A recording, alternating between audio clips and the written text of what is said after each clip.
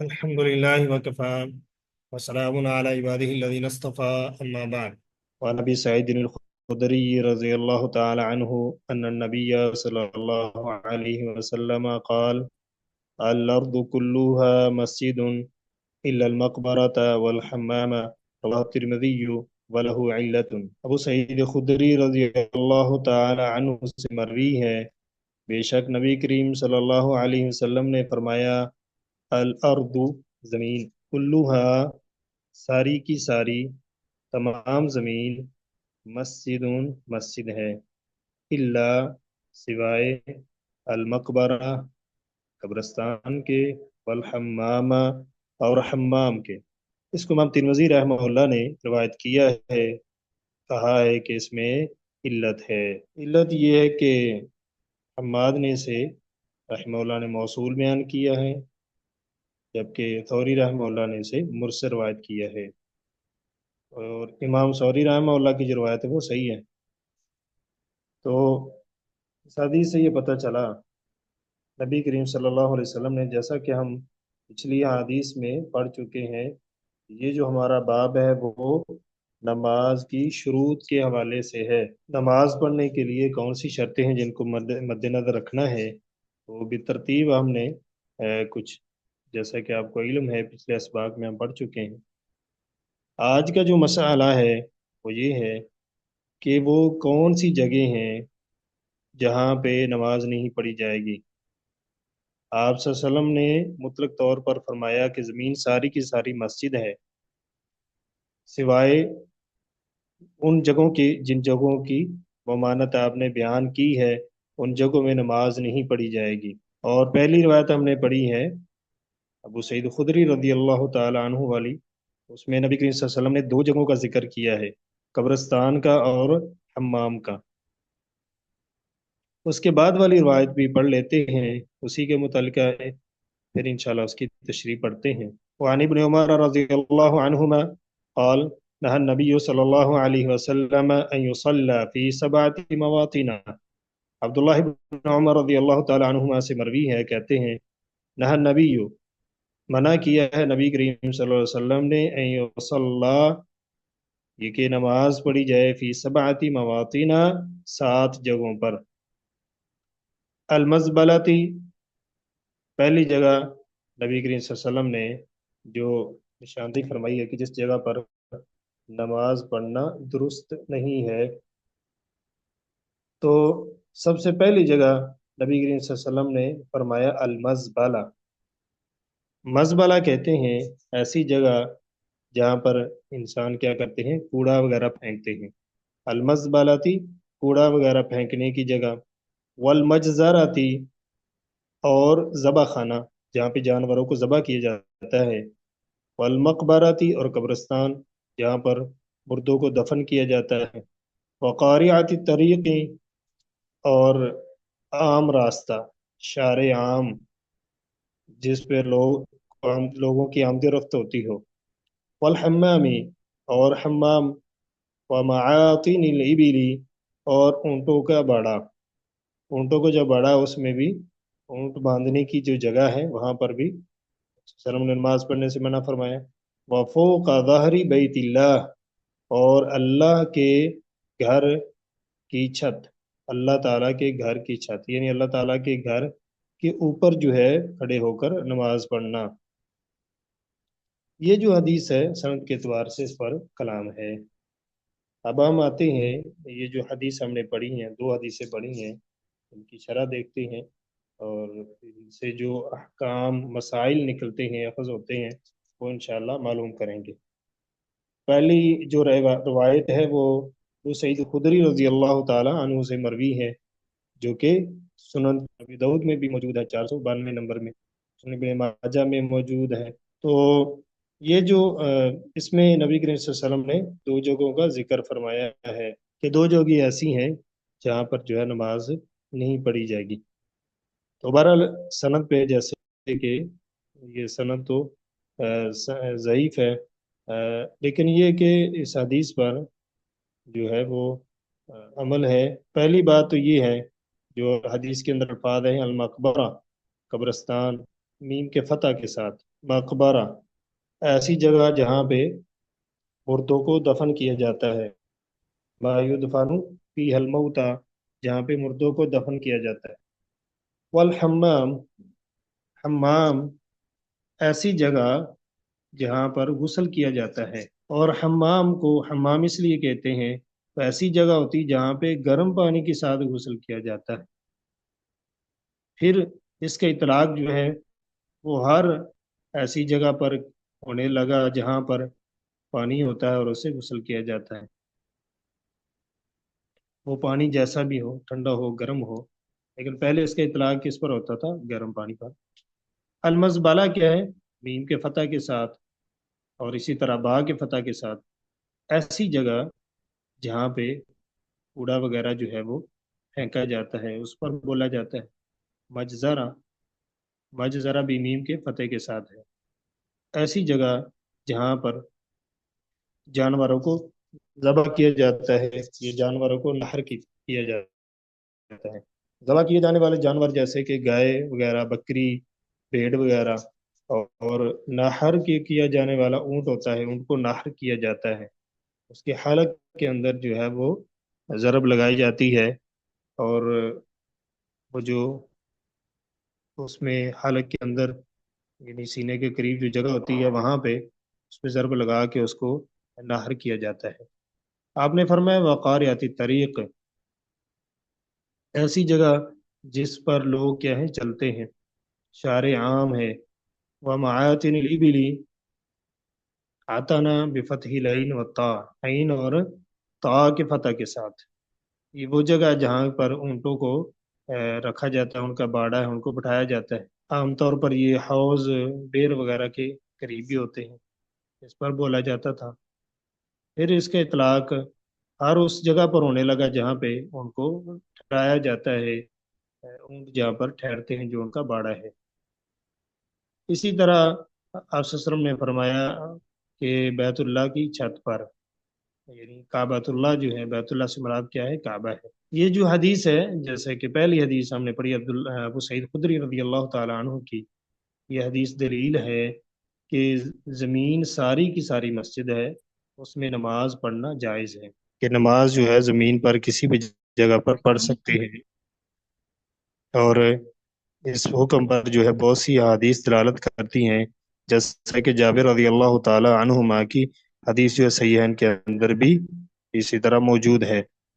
نبی کریم صلی اللہ علیہ وسلم نے اس عمومی حکم سے کچھ چیزوں کو مستثنا کیا ہے، اور ان میں سے ایک تو شارع ہے، یعنی ایسا راستہ جو جس یعنی لوگوں کی آمد و رفت وہاں پہ بہت زیادہ ہوتی ہیں، تو ایسا راستہ جو ہے اس پر بھی نماز نہیں پڑھی جائے گی۔ اور یہ دیکھیں اللہ تعالیٰ کا بہت بڑا انعام ہے اس امت پر، کہ پہلی جو امتیں تھیں ان کے لیے خاص جگہ ہوتی تھی نماز پڑھنے کے لیے، خاص جگہ ہوتی تھی، معبد خانے ہوتے تھے، وہاں پر نماز ادا کرتے تھے۔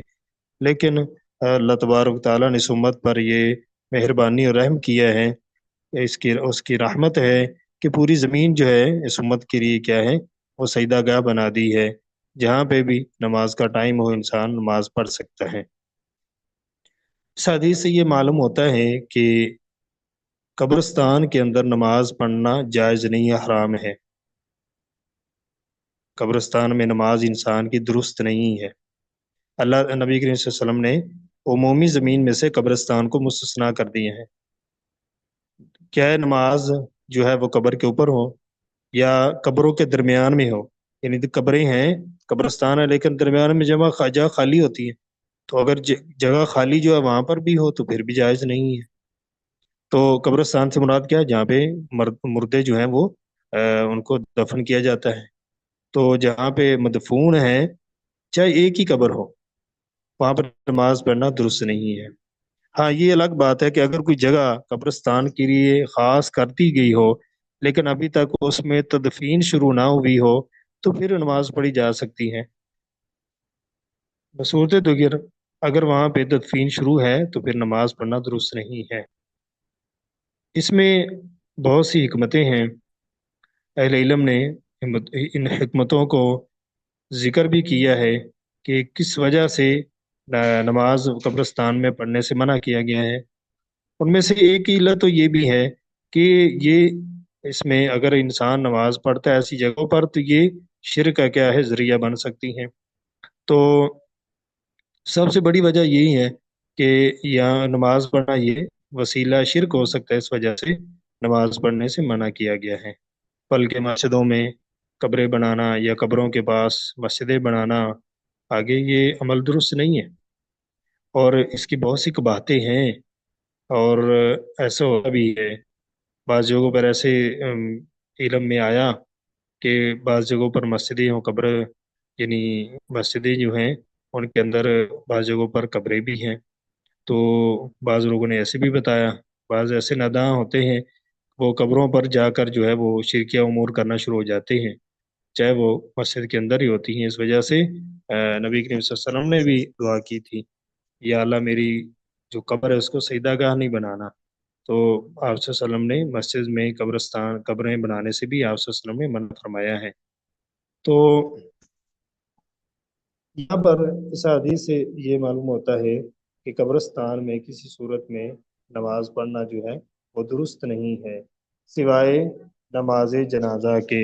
بعض علماء کہتے ہیں کہ نبی صلی اللہ علیہ وسلم نے جو قبرستان میں منع کیا ہے نا نماز پڑھنے سے، اس کی وجہ یہ ہے کہ وہاں پہ نجاست وغیرہ ہو سکتی ہے، جو قبر سے نکلے قبر کھل جائے، اس وجہ سے آپ نے منع کیا ہوگا۔ بعض اور اس کے سبب بیان کرتے ہیں۔ بہرحال بات جو بھی ہو، نبی کریم صلی اللہ علیہ وسلم نے اس سے منع کیا ہے، کسی صورت میں بھی قبرستان کے اندر جو ہے وہ نماز نہیں پڑھی جائے گی۔ ہاں، قبرستان میں ایک نماز پڑھی جا سکتی، وہ ہے نماز جنازہ۔ جنازے کی جو نماز ہے وہ پڑھی جا سکتی ہے، اور اس کی حدیث بھی موجود ہیں۔ نبی کریم صلی اللہ علیہ وسلم نے نماز جنازہ پڑھائی ہے، یعنی نماز عمومی طور پر کوئی بھی نہیں پڑھی جا سکتی قبرستان میں سوائے نماز جنازہ کے۔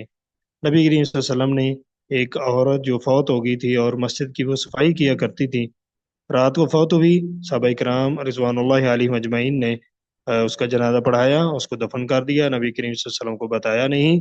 تو نبی کریم صلی اللہ علیہ وسلم نے جب ان کے بارے میں پوچھا تو بتایا گیا، تو آپ صلی اللہ علیہ وسلم نے پھر فرمایا کہ مجھے اس کی قبر کا بتاؤ، تو قبر کا بتایا گیا، اور نبی کریم صلی اللہ علیہ وسلم نے اس بعد اس کی جنازہ ادا کی، نماز جنازہ پڑھی ہے۔ تو ایسی صورت میں جائز ہے۔ بہرحال قبرستان میں نماز جنازہ تو پڑھی جا سکتی ہے، لیکن عام نماز نہیں پڑھی جا سکتی۔ اسی طرح نبی کریم صلی اللہ علیہ وسلم نے اس حدیث میں جو ہم پڑھ چکے ہیں اس میں یہ بھی فرمایا ہے کہ جو حمام ہے جہاں پہ غسل کیا جاتا ہے، ایسی جگہوں پر نماز پڑھنا جو ہے وہ بھی جائز نہیں ہے۔ حمام میں نماز پڑھنے سے منع کیا گیا ہے۔ ایک تو یہ ہے کہ وہ ایسی جگہ جہاں پہ امکانات نجاست کے ہوتے ہیں، اور ایسی جگہوں پر شیاطین موجود ہوتے ہیں۔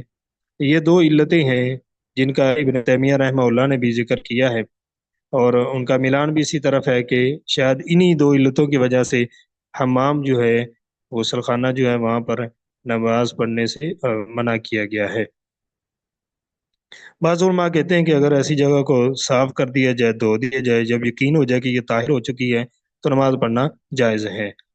تو بہرحال نبی کریم صلی اللہ علیہ وسلم نے جو منع کیا یہ تعبدی حکم ہے، اور شیاطین کے حاضر ہونے کی جگہ ہیں یہ، تو ایسی جگہوں پر ہیں۔ اور ایسے ہی دورات المیاہ جو ہوتے ہیں، لیٹرینے ہیں، اور آج کل ہمارے یہاں تو اکثر یہی ہوتا ہے، لیٹرینے اور غسل خانے، نہانے کی جگہ، واش روم اکٹھے ہی ہوتے ہیں۔ تو بہرحال ایسی جگہوں پر اللہ تعالیٰ کا ذکر کرنا، ایسی جگہوں پر یہ شرعاً ممنوع ہے۔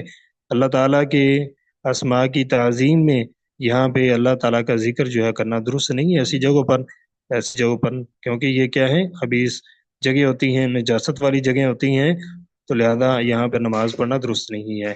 لیکن اگر حمام جو غسل خانہ وغیرہ ہے اس کے اوپر چھت ہو تو اس کے اوپر نماز پڑھی جا سکتی ہے، کوئی مسئلہ نہیں ہے۔ اسی طرح آپ صلی اللہ علیہ وسلم نے مزبلہ کی بات فرمایا، وہاں پہ نماز پڑھنا درست نہیں ہے، ایسی کیونکہ یہ جگہ بھی نجاست وغیرہ یہاں پہ پھینکی جاتی ہے عام طور پر، یہ جو کیڑا کوڑے کی جگہ ہوتی ہے، تو ایسی جگہوں پر بھی نماز پڑھنا درست نہیں ہے۔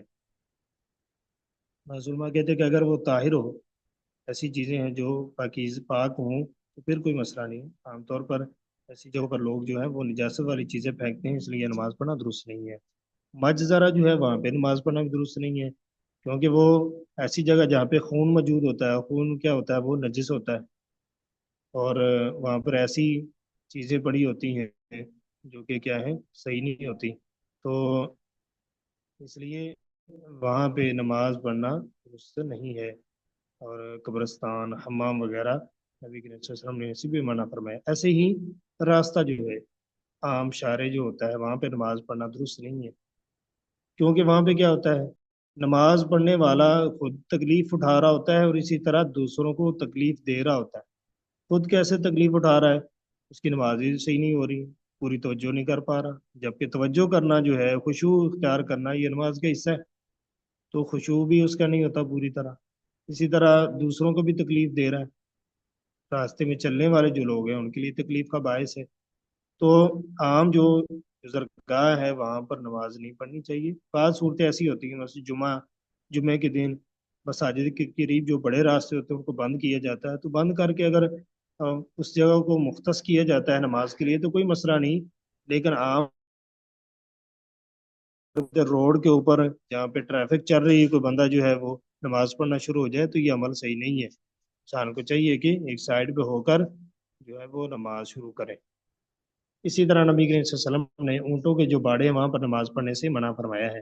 آپ نے فرمایا وہاں پہ نماز پڑھنا درست نہیں ہے، جیسا کہ جابر بن سمرہ رضی اللہ تعالیٰ عنہ سے مروی ہے، ایک آدمی نے نبی کریم صلی اللہ علیہ وسلم سے پوچھا، کیا میں اونٹوں کے باڑے میں نماز پڑھ سکتا ہوں؟ تو آپ صلی اللہ علیہ وسلم نے فرمایا نہیں۔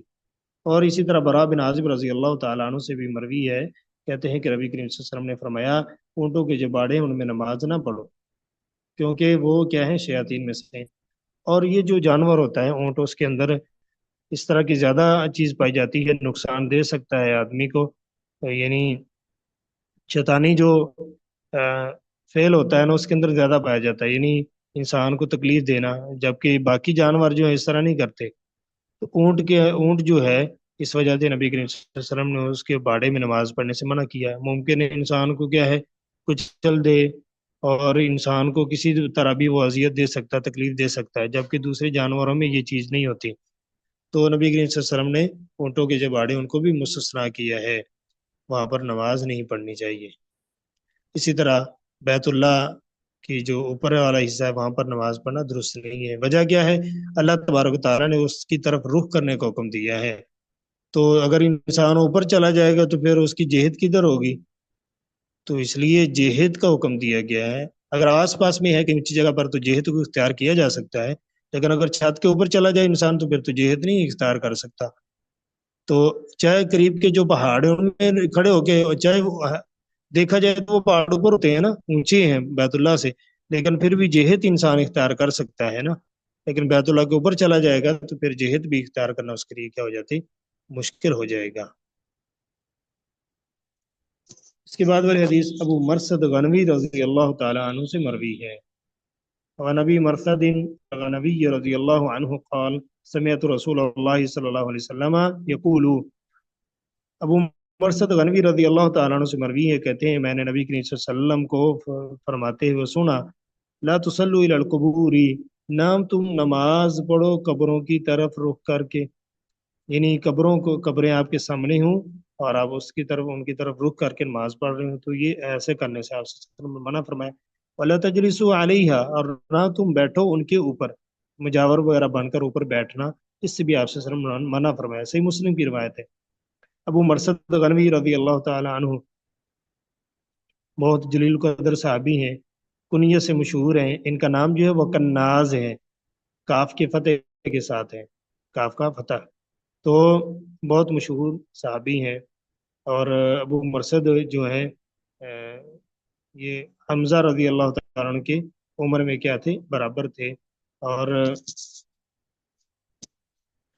مرثد رضی اللہ تعالیٰ عنہ یوم رجی کو جو ہے وہ ان کو شہید قتل کیا گیا، یہ 3 ہجری کی بات ہے۔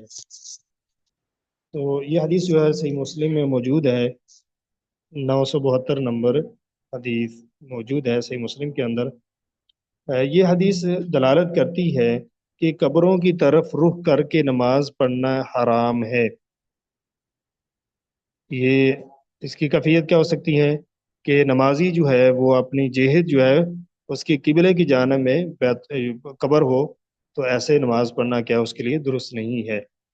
تو ایسا فعل کرنا یہ کیا ہے، اس کی حرمت پر دلالت کرتا ہے، نبی کریم صلی اللہ علیہ وسلم نے اسے منع فرمایا ہے۔ تو کسی صورت میں قبروں کی طرف رخ کر کے نماز پڑھنا درست نہیں ہے۔ اس میں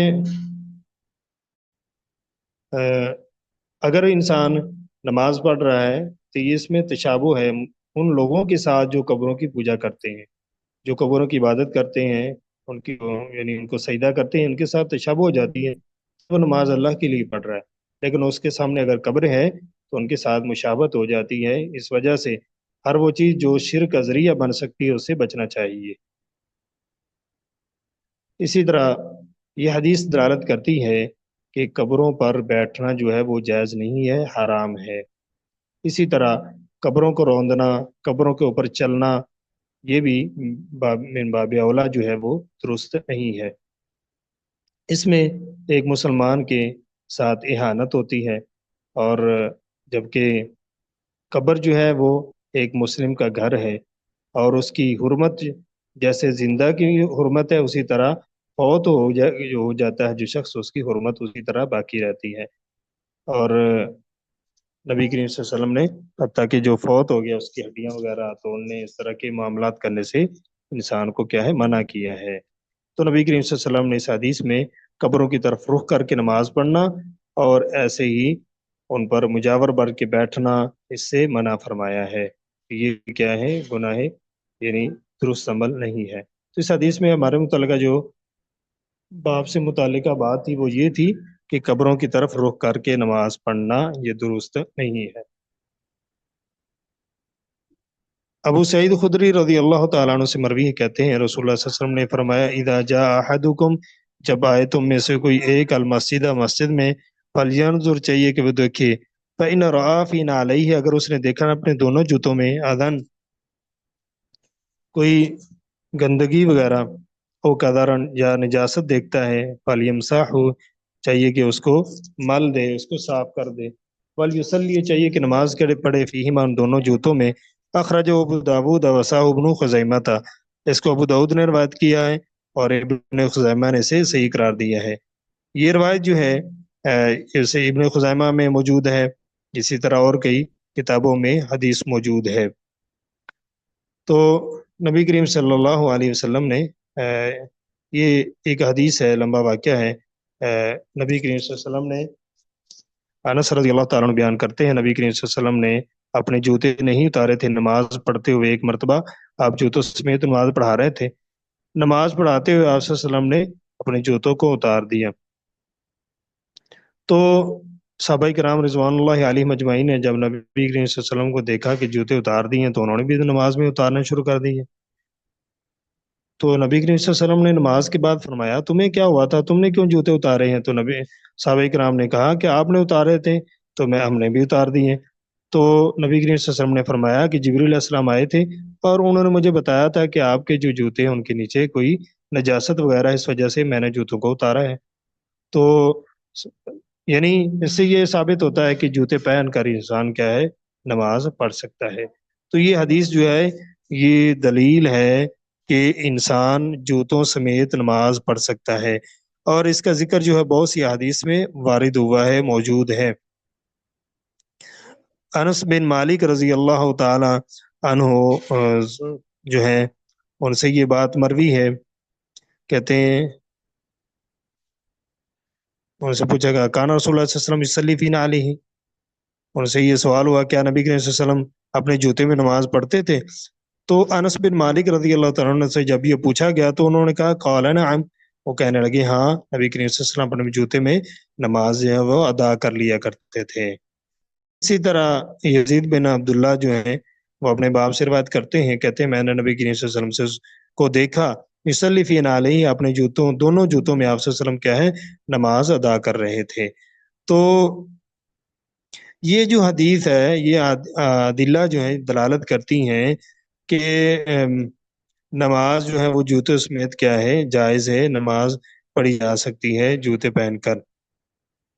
لیکن بعض علماء کہتے ہیں کہ اگر جوتوں جگہ صاف ہے اور جوتوں میں مٹی وغیرہ ویسے ہے جس سے جگہ خراب ہو سکتی ہے تو پھر نہ پہنے۔ لیکن عام طور جیسے آج کل جو ہماری مسجدیں صاف بالکل ہوتی ہیں، تو اگر کوئی جوتے پہن کر پڑے گا تو مسجد کیا ہو سکتی ہے، وہ مٹی وغیرہ کی وجہ سے خراب ہو سکتی ہے، قالین خراب ہو سکتا ہے۔ تو ایسی صورت میں پہننا چاہیے، اللہ کہ کھلا میدان ہے تو آپ جوتے سمیت نماز پڑھ سکتے ہیں، کوئی مسئلہ نہیں۔ نبی کریم صلی اللہ علیہ وسلم کے دور میں مسجد جو ہے وہ اس طرح کی ہوتی تھی جیسے آج کل مساجد چکی ہیں۔ تو بہرحال نماز پڑھنا جوتے سمیت یہ جائز ہے، انسان جو جوتے سمیت نماز پڑھ سکتا ہے۔ کھلے میدانوں میں عام طور پر نماز جنازہ ادا ہوتی ہے، نماز جنازہ ادا کرتے ہوئے لوگ کیا کرتے ہیں، جوتوں کو اتار دیتے ہیں۔ اتار دینا چاہیے اگر انسان کو یقین نہیں ہے کہ یہ صاف ہیں کہ نہیں۔ لیکن ایک بات ہے کہ بعض لوگ یہ کرتے ہیں کہ جوتے اتارتے ہوئے اتار تو دیتے ہیں لیکن اوپر پاؤں رکھ لیتے ہیں۔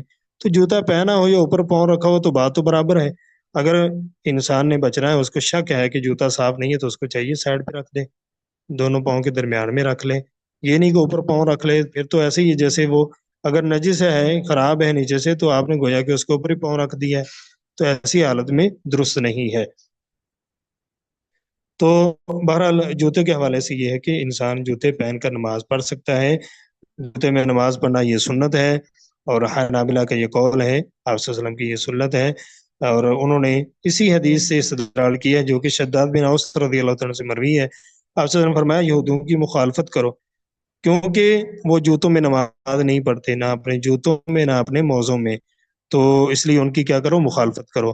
تو جوتوں میں اس حدیث سے یہ پتہ چلتا ہے کہ جوتوں میں نماز پڑھی جا سکتی ہے۔ اس حدیث سے اور بھی مسئلہ ایک ثابت ہوتا ہے، وہ یہ ہے کہ جس بندے نے نماز پڑھی ہے اور اس کے پاؤں کے نیچے، جوتے کے نیچے نجاست اور اس کو علم نہ ہو، یا وہ بھول گیا ہو، پہلے پہلے علم تھا لیکن بعد میں بھول گیا ہے، تو ایسے بندے کی نماز صحیح ہے، اس کو نماز دہرانے کی ضرورت نہیں ہے۔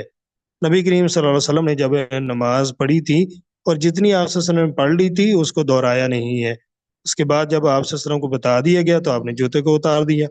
تو اس حدیث سے یہ پتہ چلتا ہے کہ اگر انسان بھول گیا ہے یا انسان جاہل ہے، اس کو علم نہیں ہے، تو ایسی صورت میں انسان اسی طرح نماز پڑھ سکتا ہے، یعنی جب اس کو پتہ چل جائے تو جوتے کو اتار دے۔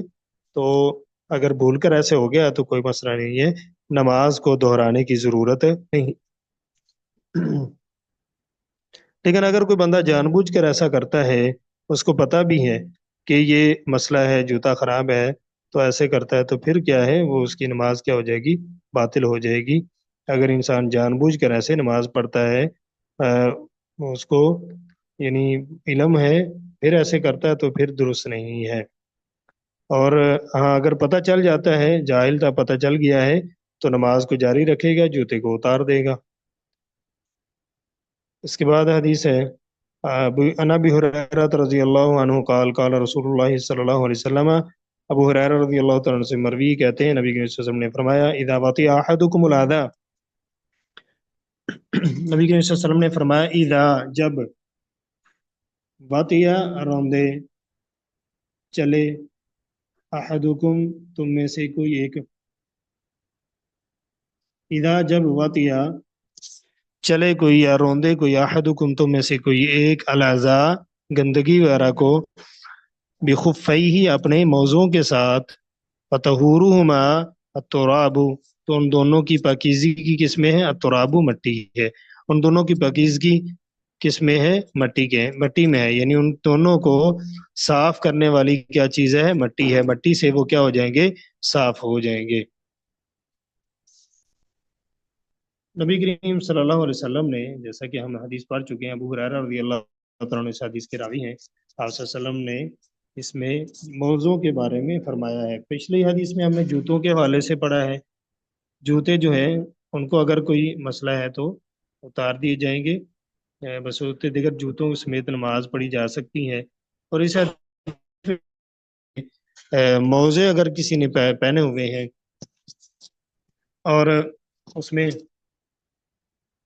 انسان کو چلتے ہوئے موزوں کے نیچے کوئی گندگی وغیرہ لگ جاتی ہے، پہلے لوگ جو ہیں وہ موزوں کے ساتھ ہی چلتے تھے، یعنی صرف جوتے کی بجائے موزے استعمال کرتے تھے، چمڑے وغیرہ کے ہوتے تھے، اور ان کے ساتھ ہی وہ سفر وغیرہ بھی کر لیتے تھے، چلتے پھرتے بھی تھے۔ تو آپ نے فرمایا کہ اگر موزے کو گندگی وغیرہ لگ، پھر اس کو کیا کرنا ہے، ان کو صاف کرنا ہے، کس کے ساتھ؟ مٹی کے ساتھ، مٹی کے اوپر ان کو مل دینا ہے، اس سے وہ کیا ہو جائیں گے؟ صاف ہو جائیں گے، دھونے کی ضرورت نہیں ہے۔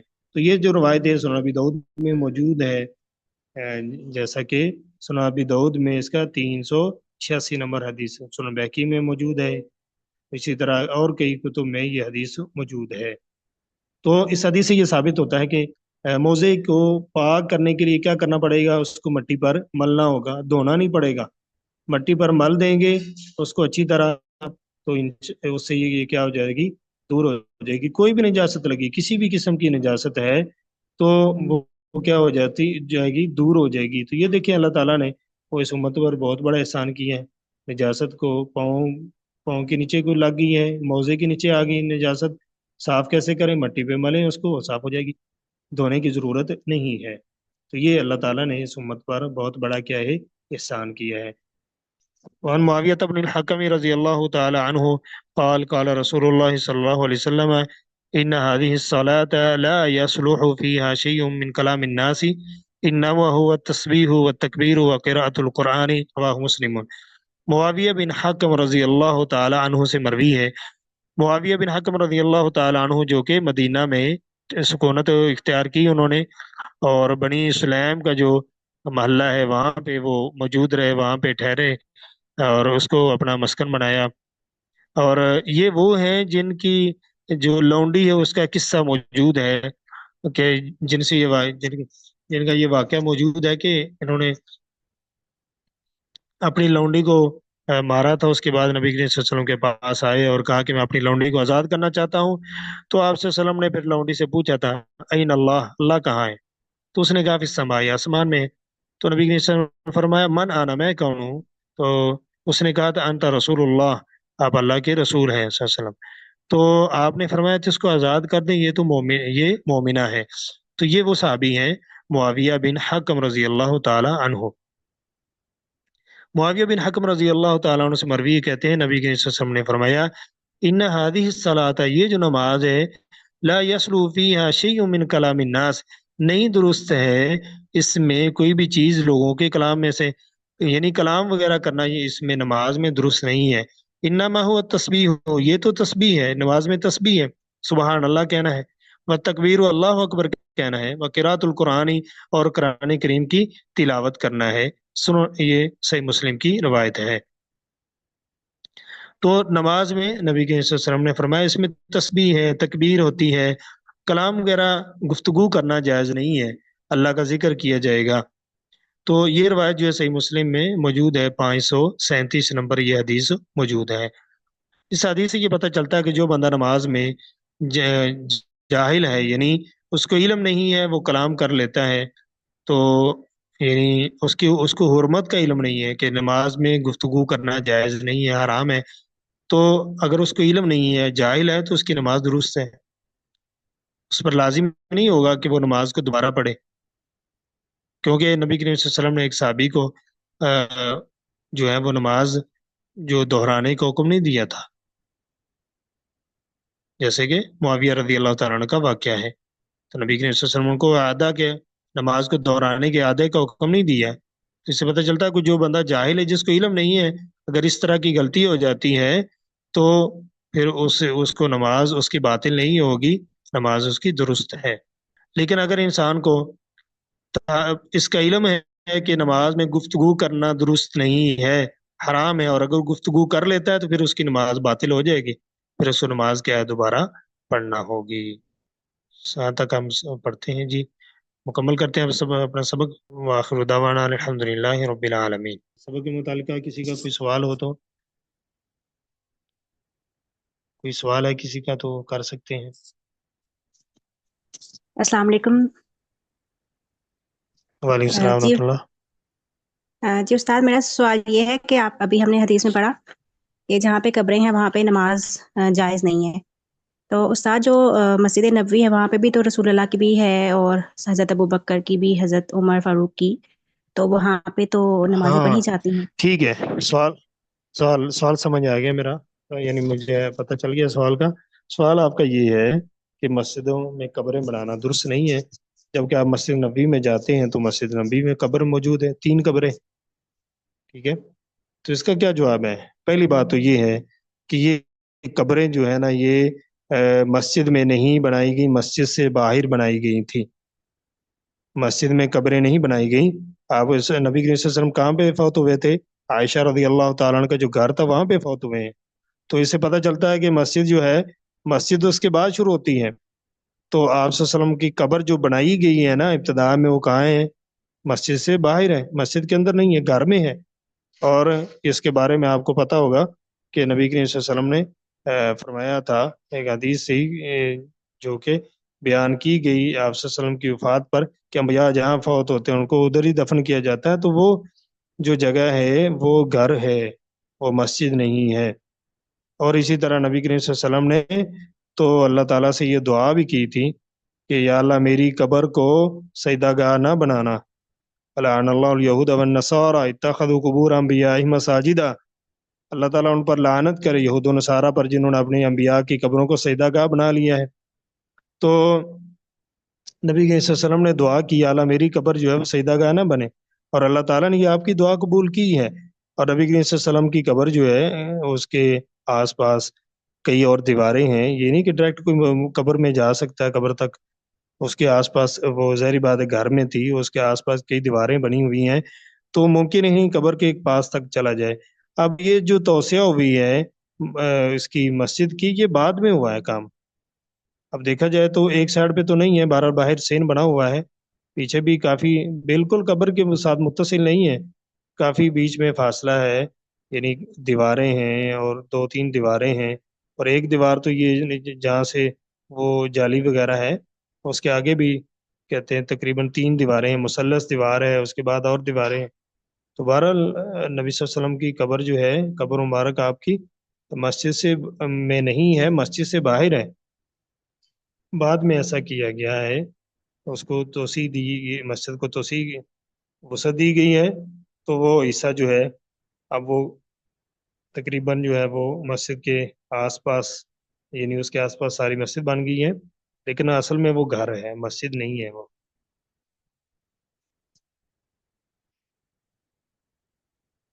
جی جی، کوئی اشکال ہے؟ آپ نے جو سوال کیا اس میں کوئی سمجھ آ گیا آپ کو؟